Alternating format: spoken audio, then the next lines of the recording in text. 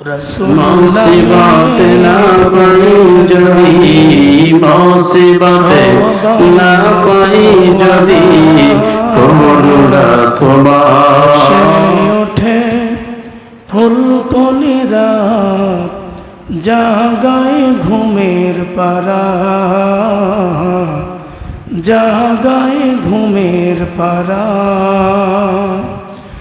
রসুল নামের ফুলের ঘ্রাণে সবাই মাতোয়ারা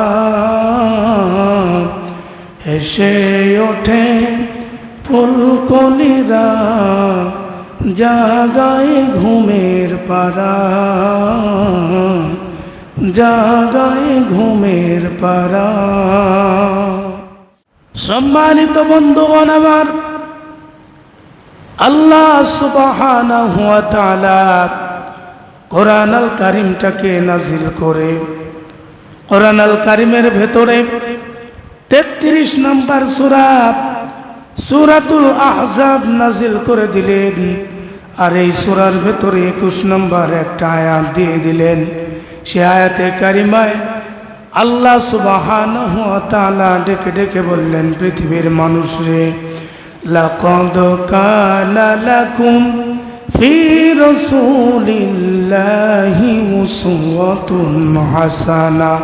চিৎকার দিয়ে বলেন আল্লাহু আকবার।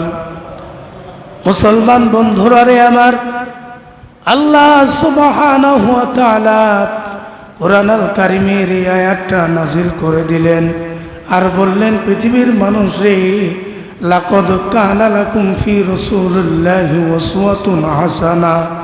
তোমাদের জীবনের আদর্শ মডেল অন্য কিছু হতে পারে না।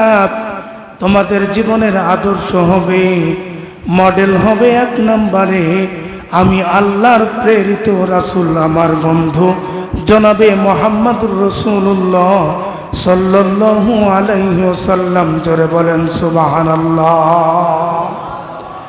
জীবনের আদর্শ, জীবনের মডেল আমি আর আপনি যদি আল্লাহ পাকের নবীজিকে বানাতে পারি, ইহকালে শান্তি পরকালে মুক্তি যিনি দান করবেন, আওয়াজ দিয়ে বলেন তো তিনি কে? আমাদের জীবনের উদ্দেশ্য হবে রাসূলকে আমাদের জীবনের মডেল বানানো। আমাদের জীবনের উদ্দেশ্য হবে রাসূলের জীবনটাকে ফলো করে জীবনটাকে চালানো। রাসূলের আদর্শ মেনে, রাসূলকে মডেল মেনে যদি আমি আর আপনি চলতে পারি, দুনিয়াতেও শান্তি আখিরাতেও মুক্তি যিনি দিবেন তিনি কে?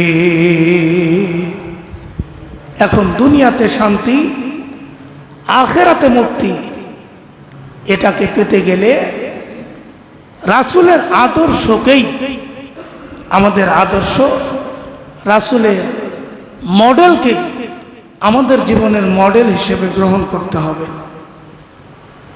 মুসলমানদের যদি কেউ আইডল হয়ে থাকে, তিনি অন্য কেউ নয়, তিনি হচ্ছেন আমার আপনার নেতা জনাবে মুহাম্মদুর রাসূলুল্লাহ সাল্লাল্লাহু আলাইহি ওয়াসাল্লাম। তিনি ব্যতীত মুসলমানের জীবনের আইকন, আইডল আর কেউ হতে পারে না। কিন্তু দুঃখের বিষয় হলেও সত্য, মুসলমান নামধারী আমরা, বাবা মুসলমান, মা মুসলমান, সেই সূত্রে আমি আর আপনি মুসলমান।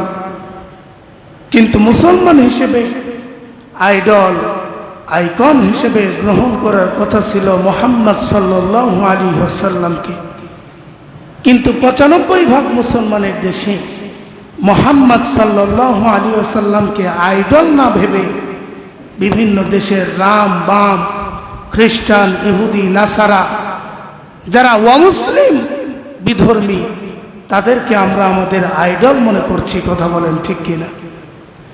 মুসলমান যখন থেকে, যেদিন থেকে কোরআন ভুলে গিয়েছে, রাসূলকে ভুলে গিয়েছে, সেদিন থেকেই মুসলমানের কপালে হতাশা আর দুর্দশা নেমে আসতে শুরু করে দিয়েছে। কথা বলেন ঠিক কিনা?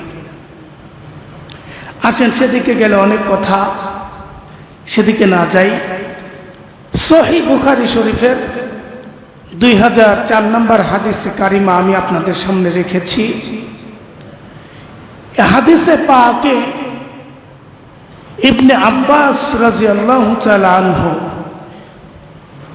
এলোমেলো কোনো মন করলে হবে না, গভীর মনোযোগ দিয়ে শুনেন।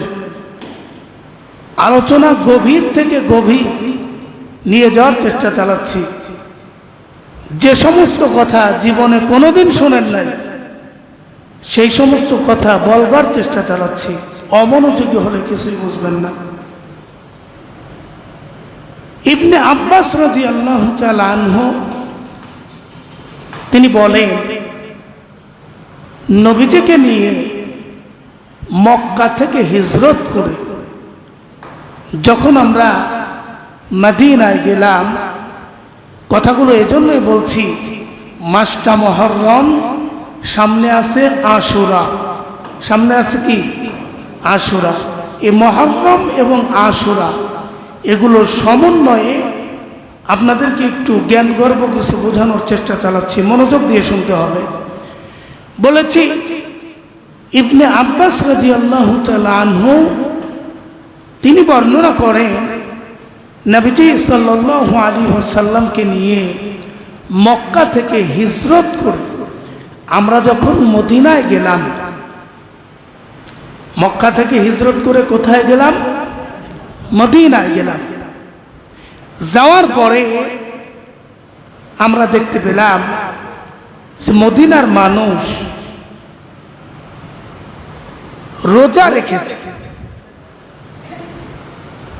এবং রাসূলুল্লাহ সাল্লাল্লাহু আলাইহি ওয়াসাল্লাম জিজ্ঞাসা করলেন যে আজকে যে তোমরা রোজা রেখেছো, এই রোজা রাখার কারণটা কি? সঙ্গে সঙ্গে ইহুদিরা জবাব দিল যে আজকের এই মুহররম মাসের 10 তারিখ আশুরার দিনে আমাদের পয়গম্বর নবী মূসাকে আল্লাহ সুবহানাহু ওয়া তাআলা ফিরআউনের কবল থেকে হেফাজত করেছিলেন এবং আল্লাহ পাক ফিরআউনকে, যেটাকে আমরা নীল নদ হিসেবে চিনি বা জানি, সেই নীল নদে আল্লাহ পাক ডুবিয়ে তার জীবনের অস্তিত্ব টেনেছিলেন। এ দুইটা কারণে আমরা এ দিনটাকে আল্লাহ পাকের শুকরিয়া আদায়ার্থে রোজা রাখি। সুবহানাল্লাহ বলেন। 10ই মুহররম রাসূলুল্লাহ সাল্লাল্লাহু আলাইহি ওয়াসাল্লাম মক্কা থেকে হিজরত করে মদিনায় গেলেন। গিয়ে দেখতে পেলেন ইহুদিরা রোজা রাখতেছে। রাসূলুল্লাহ জিজ্ঞাসা করলেন, কেন রোজা রাখছো?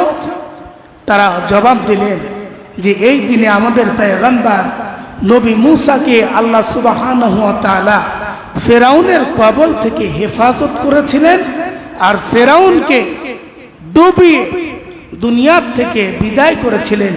এ দুইটা আনন্দ আমরা পাওয়ার কারণে, এ দুইটা আনন্দ শুকরিয়া আদায় করার জন্য আমরা এই দিনটাতে রোজা রাখছি। জোরে বলেন সুবহানাল্লাহ। ইবনে কাতাদা, আবু কাতাদা ইবনে আল আনসারী তিনি বলেন, রাসূলুল্লাহ সাল্লাল্লাহু আলাইহি ওয়াসাল্লাম এ রোজা রাখার দ্বারা যখন শুনতে পাইলেন, রাসূল তখন বললেন যে ইহুদিরা আমার ভাই মূসা এদিনে আল্লাহ পাক তাকে হেফাজত করেছিলেন, যার কারণে তারা এই দিনে রোজা রাখছে, অথচ আমি এবং আমার উম্মতেরা নবী মূসা আমার ভাইয়ের প্রতি আমরা ইহুদিদের চাইতে হকদার বেশি। ইহুদিদের চাইতে আমি এবং আমার উম্মতেরা আমার ভাই নবী মূসার প্রতি হকদার বেশি। সুতরাং এ রোজা ইহুদিরা রাখছে, আমরা নবী মূসা যে উদ্দেশ্য করে ইহুদিরা রোজা রাখছে, এ রোজা আগামী বছর থেকে আমরাও রাখবো ইনশাআল্লাহ। রাসূলুল্লাহ সাল্লাল্লাহু আলাইহি ওয়াসাল্লাম বললেন, উম্মতের দল, হে সাহাবীরা, ইহুদিরা তো একটা রোজা রাখছে, এখন আমরাও যদি একটা রোজা রাখি, ইহুদিদের সাথে আমাদের রোজাটা সেম সেম হয়ে গেল, মিলে গেল। কিন্তু ইহুদিদের সঙ্গে আমাদের সেম সেম অথবা মিলে যাওয়া কাজ করলে হবে না। সুতরাং আমি রাসূল বলতে চাই, ইহুদিরা একটা রোজা রাখে, আমরা একটা রোজা রাখবো না, আমরা এর সঙ্গে মিলিয়ে আশুরার রোজা কমপক্ষে 2টা রাখবো। জোরে বলেন সুবহানাল্লাহ। আবু কাতাদা আল আনসারী রাদিয়াল্লাহু তাআলা আনহু বলেন, নবীজি সাল্লাল্লাহু আলাইহি ওয়াসাল্লাম বলেছেন যে আমরা আশুরার আগে মুহররমের 9 তারিখ এবং 10 তারিখ এই 2টা রোজা রাখবো। হাদিসে বর্ণনা হয়েছে 9 তারিখ এবং 10 তারিখ রোজা রাখাটা উত্তম। কেউ যদি 9 তারিখ না রাখে তাহলে সে যেন 10 এবং 11 এই 2 দিন রাখে। তাহলে আমরা আশুরার অর্থাৎ 10ই মুহররম রোজা পেলাম কয়টা? 2টা, 9 মুহররম এবং 10 মুহররম। এই আশুরার রোজা আমরা 9 এবং 10 এই 2টা রোজা রাখবো ইনশাআল্লাহ। এখন আমরা বাঙালি জাতি, এই রোজা রাখার দ্বারা ফায়দা কি সেটা তো জানতে হবে, ঠিক কিনা ভাই? আল্লাহ সুবহানাহু ওয়া তাআলা রাসূল বলে, ইবনে আব্বাস রাদিয়াল্লাহু তাআলা আনহু থেকে বর্ণিত, তিনি বলেন আল্লাহ পাকের রাসূল বর্ণনা করেন, মুহররমে একটি রোজার বিনিময়ে আফদালুস সিয়ামু বা'দা রমাদান শাহরুল্লাহিল মুহররম, রমজান মাসের রোজা রাখার পরে আল্লাহ পাকের কাছে সবচাইতে দামি যে রোজাগুলো আছে সেগুলোর মধ্যে হচ্ছে আফদালুস সিয়ামু বা'দা রমাদান শাহরুল্লাহিল মুহররম। আল্লাহ পাকের রাসূল বলেন, রমজান মাসের রোজার পরে আল্লাহ পাকের কাছে আশুরা অর্থাৎ মুহররম মাসের যে 2টা আশুরার রোজা, এই 2টা রোজা আল্লাহ পাকের কাছে সর্বোত্তম রোজা। জোরে বলেন সুবহানাল্লাহ। ইবনে আব্বাস রাদিয়াল্লাহু তাআলা আনহু বলেন, মুহররমের একটি রোজার বিনিময়ে আল্লাহ পাক বান্দার পূর্ববর্তী 1 বছরের সমস্ত গুনাহকে, সগীরা গুনাহকে আল্লাহ পাক কাফারা করে দেন, কাজা করে দেন। আল্লাহ পাক বান্দার পূর্ববর্তী 1 বছরের গুনাহকে আল্লাহ পাক মাফ করে দেন। জোরে বলেন সুবহানাল্লাহ। তাহলে মুহররমের একটি রোজা কোন বান্দা কোন বান্দি যদি রাখে, তার ফজিলত সমতুল্য ফজিলত বর্ণনা করতে গিয়ে আল্লাহর রাসূল বলেন, আমি আল্লাহ পাকের কাছে আশা রাখি আল্লাহ পাক একটি রোজার বিনিময়ে আল্লাহ পাক পূর্ববর্তী 1 বছরের গুনাহ মাফ করে দেয়। জোরে বলেন সুবহানাল্লাহ। এখন অনেকেই মনে করবেন যে তাহলে আশুরার রোজা এটা নবীজি মক্কা থেকে মদিনায় হিজরত করে গিয়ে ইহুদিদের দেখে এরপর থেকে শুরু হয়েছে। না, আশুরার রোজা এটা আমাদের নবীজি সাল্লাল্লাহু আলাইহি ওয়াসাল্লাম দুনিয়াতে আসার পরে নবীজি এই ইহুদিদের রোজা রাখা দেখার অনেক পূর্ব থেকেই নবীজি আশুরার রোজা রাখতে শুরু করেছিলেন। কিভাবে? এ দুনিয়ার বুকে একজন খলিলুল্লাহ ছিলেন, বলেন তো নাম কি? ইব্রাহিম খলিলুল্লাহ, যিনি আল্লাহর জন্য সব কিছু করতে পারে। জোরে বলেন সুবহানাল্লাহ।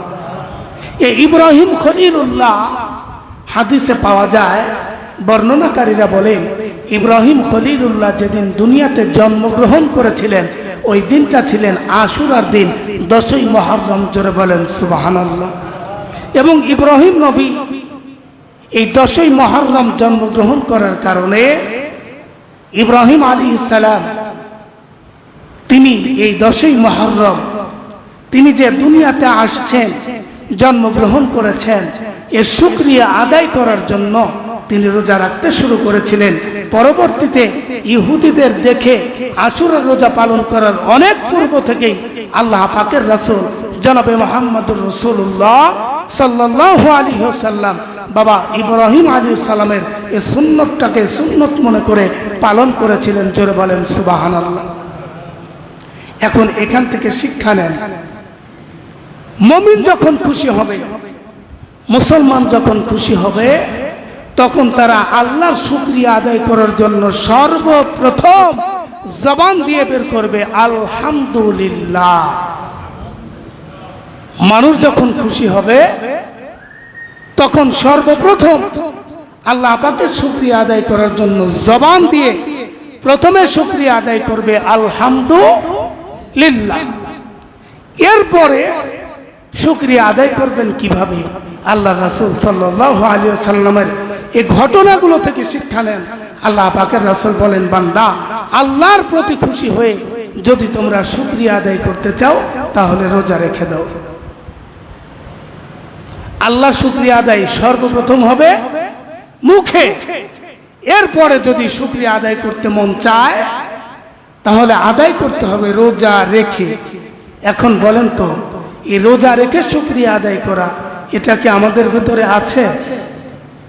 রোজার মাসেই তো রোজা রাখি না, আর শুকরিয়া আদায় করার জন্য রোজা ইম্পসিবল, হতেই পারে না। মুসলমান হয়েছি বলেই রোজা রেখে শুকরিয়া আদায় করতে হবে, এত বড় ঠেকায় আমরা মুসলমান হয়ে পড়ি নাই, এমন ভাব দেখাই আমরা। কিন্তু আল্লাহর রাসূলের জীবন থেকে শিক্ষা নেওয়া দরকার। মুসলমান খুশি হলে সর্বপ্রথম জবান দিয়ে শুকরিয়া আদায় করবে এবং এরপরে শুকরিয়া আদায় করবে রোজা রেখে। কিন্তু আমরা তো রোজা রেখে শুকরিয়া আদায় করতে নারাজ। মুসলমান আজকে আসি কিভাবে খাওয়া যায়, খাওয়ার ধান্দায়, ঠিক কিনা ভাই? শুনতে কষ্ট লাগলেও মেনে নিতে হবে। মুসলমান রোজা রেখে শুকরিয়া আদায় করতে চায় না, মুসলমান জান দিয়ে মাল দিয়ে শুকরিয়া আদায় করতে চায় না। মুসলমান আছে কোন কায়দায়, কোন ভাবে খাওয়া যায়, কোন ভাবে খেয়ে খেয়ে শুকরিয়া আদায় করা যায়। একটা গল্প শুনেছিলাম, 2 মিনিটে বলছি। এক ইহুদি, এক খ্রিস্টান আর এক মুসলমান, 3 জন মিলে দোস্তি করেছে, বন্ধু হয়েছে। 3 জন মিলে কোথাও যাচ্ছে, যেতে যেতে রাস্তার মাঝখানে ক্ষুধা লাগছে। মুসলমান বলতেছে, আর তো পারি না, ক্ষুধা লেগে গেছে, কিছু খাওয়া দরকার। 3 জন মিলে টাকা তুলে বাজার থেকে 4টা রুটি কিনেছে। 3 জন মিলে 3টাকে খেয়েছে, বাকি আছে কয়টা? একটা। এই একটা রুটি ইহুদি আর খ্রিস্টান 2 জন বলছে এটাকে রেখে দাও, এটাকে পরে খেলে হবে। মুসলমান বলছে না, ওটাকে রেখে লাভ নাই, ওটাকে এখন ছিঁড়ে টিরে ভাগটাক করে খেয়ে ফেলি, ওর ধান্দাই খালি খাওয়া। ইহুদিরা বলছে, ভাই এখন তো খেলাম, রুটিটা রেখে দেই এবং আমরা 3 জন ঘুমিয়ে যাই। আমাদের 3 জনের মধ্য থেকে আশ্চর্যজনক স্বপ্ন যে দেখবে সেই খাবে এই রুটি বলে 3 জন মিলে রুটি রেখে ঘুমিয়ে গেছে।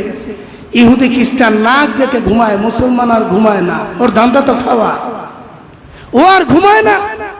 ইহুদি খ্রিস্টান যখন ঘুমিয়ে গেছে, মুসলমান আস্তে করে উঠে রুটিটা খেয়ে মুখ মুছে শুয়ে আছে। একটু পরে ইহুদি খ্রিস্টান ঘুম থেকে জাগ্রত হয়েছে। খ্রিস্টান জেগে বলছে, ভাই তোমরা এখনো ঘুমাও, রুটির ফায়সালা হয়ে গেছে, তাড়াতাড়ি ঘুম থেকে ওঠো। কি হয়েছে? ইহুদি বলছে, কি হয়েছে? খ্রিস্টান বলছে, ভাই আমি ঘুমিয়েছিলাম, স্বপ্নে দেখলাম আবার নবী ঈসা আলাইহিস সালাম, তিনি আমাকে প্রথম আসমানে ডেকে নিয়ে গিয়ে বলছেন, উম্মত তোর আমল দেখে, তোর চরিত্র দেখে আমি বড় খুশি। ওই যে ব্যাগে রুটি আছে, ওই রুটি তুই খাবি, ওটা তোর রুটি, রুটি তো আমার হয়ে গেছে। ইহুদি বলছে, দাঁড়াও, তুমি তো প্রথম আসমানে, আমি যখন ঘুমিয়ে গেলাম আমি স্বপ্নে দেখতে পাইলাম আমার নবী মূসা তিনি এসে আমাকে ডাকলেন, ষষ্ঠম আসমানে নিয়ে গেলেন আর বললেন, উম্মত তোর প্রতি আমি বড়ই খুশি, ওই যে রুটি ওটা তুই খাবি, ওটা তোর রুটি। রুটি কি আছে? রুটি তো সাবার। দুইজন মিলে যখন মারামারি করছে, রুটি কে খাবে? একজন 6 তলায়, একজন প্রথম তলায়। মুসলমানকে ডাকে, মুসলমান উঠে না, কারণ ও তো ঘুমায়নি, জেগে জেগে ঘুমাচ্ছে। মানুষ ঘুমালে জাগ্রত করা যায়, জেগে জেগে ঘুমালে তাকে কি জাগ্রত করা যায়? জেগে জেগে ঘুমাচ্ছে, ডাকতেছে, উঠে না। দুই বন্ধু মিলে সিমটি দিয়ে ওকে ঘুম থেকে তুলেছে। ও উঠে বলছে, কি হয়েছে? তোমাদের স্বপ্ন তো আমি সবই শুনলাম, কিন্তু তোমরা তো জানো না, তোমরা যখন ঘুমে বিভোর, তখন হঠাৎ করে আমি স্বপ্নে দেখি একজন দৈত্য আমার সামনে বিশাল বড় একটা মুগুর এনে, হামার এনে আমার মাথার উপরে ধরে বলতেছে, এই মুসলমান, যদি বাঁচতে চাস তাহলে রুটি খা। কি করব? আমি বললাম যে না, আমার আরো 2টা বন্ধু আছে, ওদেরকে ছেড়ে আমি রুটি খেতে চাই না। বলতেছে, বাঁচতে চাইলে রুটি খা, নাইলে জীবন চলে যাবে। জীবন বাঁচানোর তাগিদে রুটি খাইছি, রুটি তো নাই। ইহুদি আর খ্রিস্টান বলছে, ভাই এত বড় বিপদ গেল, আমাদেরকে ডাকলে না? মুসলমান বলতেছে, ডাক দিব কিভাবে? একজন তো প্রথম আসমানে, আরেকজন 6ষ্ঠ আসমানে, আমি এই বিপদে পড়ে ডানে বামে তাকিয়ে কাউকে না পেয়ে রুটি খেয়ে শুয়ে আছি। ওর ধান্দাই শুধু রুটি খাওয়া। কথা কোন ঠিক কেনা? কথাগুলো এজন্যই বললাম, আমাদের ধান্দা জবানে শুকরিয়া আদায় করা, রোজা রেখে শুকরিয়া আদায় করা না। যদি রোজা রেখে শুকরিয়া আদায় করা হতো, 10ই মুহররমে আমরা রোজা রেখে শুকরিয়া আদায় করতাম, খিচুড়ি রান্না করে করতাম। কথা কয় না? করতাম।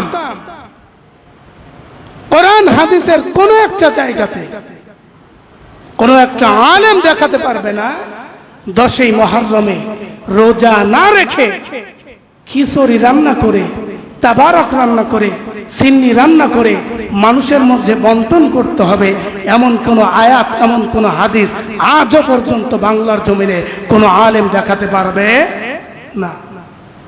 কথাগুলো দুঃখের সাথে বলছি। এই 10ই মুহররম আসলে, আশুরার দিন আসলে, মুসলমান রোজা রেখে শুকরিয়া আদায় না করে এই তাবারক যখন রান্না শুরু করে, সিন্নি সালাদ যখন শুরু করে, তখন আমাদের মতো কিছু আলেম যদি আমরা বলি, ভাই এটা করা যাবে না, শুকরিয়া আদায় করতে হবে এইভাবে, তাবারক রান্না করে না, তখন কিছু মুরব্বীরা ফতোয়া দেয়, হুজুর এটা বাপ দাদা থেকে করে আসছি, এটাকে বাদ দেই কিভাবে? ও ভাই, পায়ে হাত রেখে বলি, বাপ দাদা আপনার দলিল নয়, বাপ দাদা আপনার ইসলামের দলিল হতে পারে না। দলিল হচ্ছে কোরআন হাদিস। এখন বলবেন, হুজুর তাই বলে কি আমরা মানুষদেরকে খাওয়াবো না?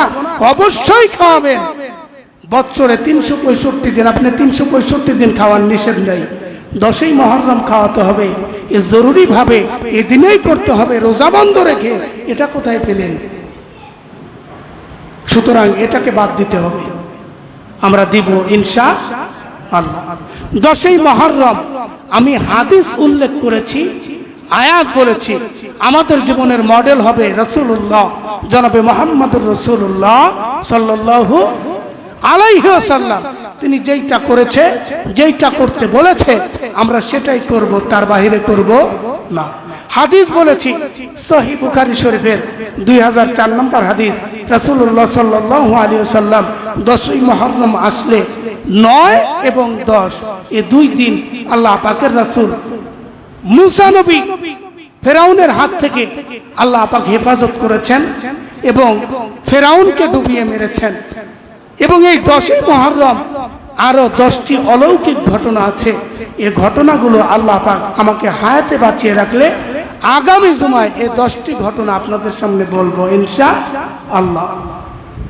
শুধু আজকে এতটুকুই বোঝাতে চাই, কোরআন এবং হাদিস থেকে আমরা যেটা পেলাম, মুসলমান যখন খুশি হবে, আল্লাহ শুকরিয়া আদায় করবে, প্রথমে জবান থেকে বের হবে আলহামদুলিল্লাহ, আর এরপরে শুকরিয়া আদায় হবে রোজার মাধ্যমে। আল্লাহ পাকের রাসূল যেটা করেছেন আমরা করব ইনশাআল্লাহ। 10ই মুহররমে আশুরার দিনে আমরা 9 এবং 10 এই 2 দিনে 2টা রোজা রেখে আল্লাহ শুকরিয়া আদায় করব। ইতিপূর্বে যা করেছি আজ থেকে তওবা করে এগুলোকে ছেড়ে দিব। আল্লাহ পাক আমাকে বাকি আপনাদেরকে তৌফিক দান করেন। জোরে বলেন আমিন।